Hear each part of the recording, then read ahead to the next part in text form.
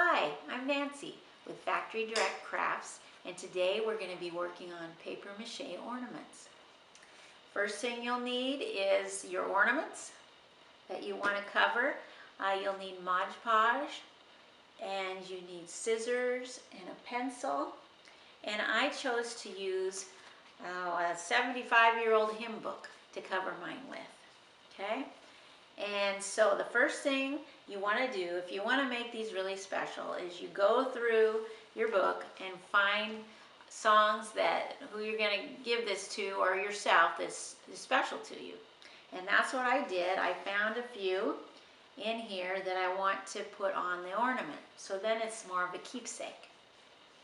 And I will tell you all the secrets that I found in working with this. I found out that these paper mache ornaments are not all identical. You can't just cut a whole bunch of these at once. What you need to do is trace each side separately. And because I want this to really be a special thing with what the words are on here, I'm going to hold it up to the light on the back side. So I see the song here, but I put the ornament behind it. And I line up and I see the shadow and I get the title of the song and I want to center it on the lines and get it straight. And then I put it down like that and I outline it, I trace it on the back side of the paper I want to use. And then I lift that ornament up and I write the name of that song on the side that I traced, facing it, okay? So then when it's glued on, it's going to be the right side up and it will fit those edges right, okay? So I've already traced this one, so I need to cut it out.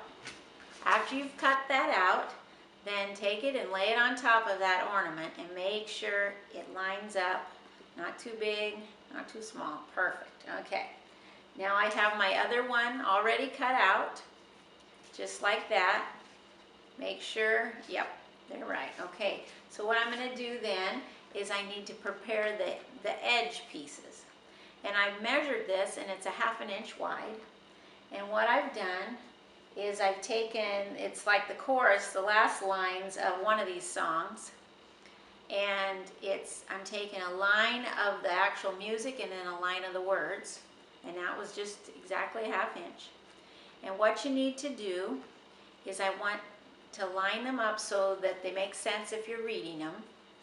And at the very top where the hanging strings come out, I want you to cut that and I want you to cut a little notch right out of there.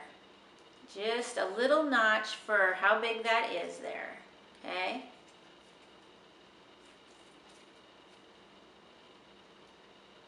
Okay.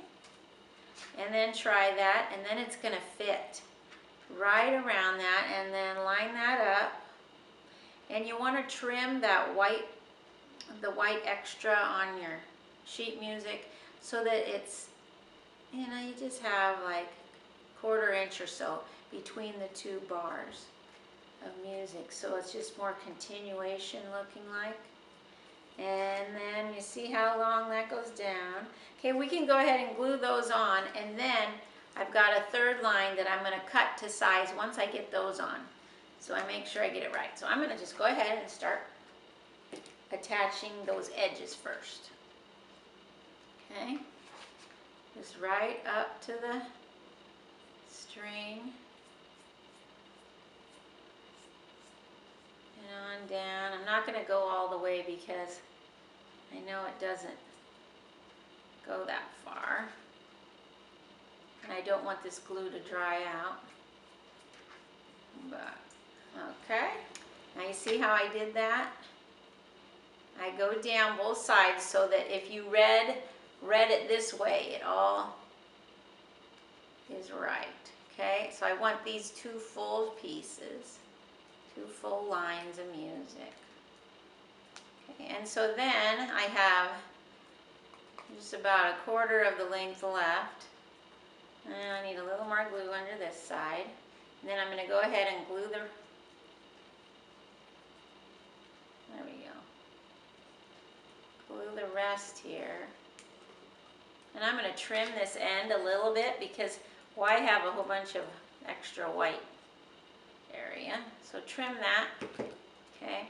And then I'm going to take my other, here it is, another line, and I'm going to trim the white off the front end of that, okay? And line it up. Let's see how long it needs to be. It's easier than trying to measure it all and everything. Just hold it up to it. I'm going to make a little fold there, and I'm going to cut it to size. There we go. And put the glue on the rest of that area. And line the words up. There we go. Perfect. Okay, now we're going to do the front. And then I look and see the words of my title so that I put it on the right side. I really think you should do the coat over top, but you wouldn't have to. It depends on the look you want.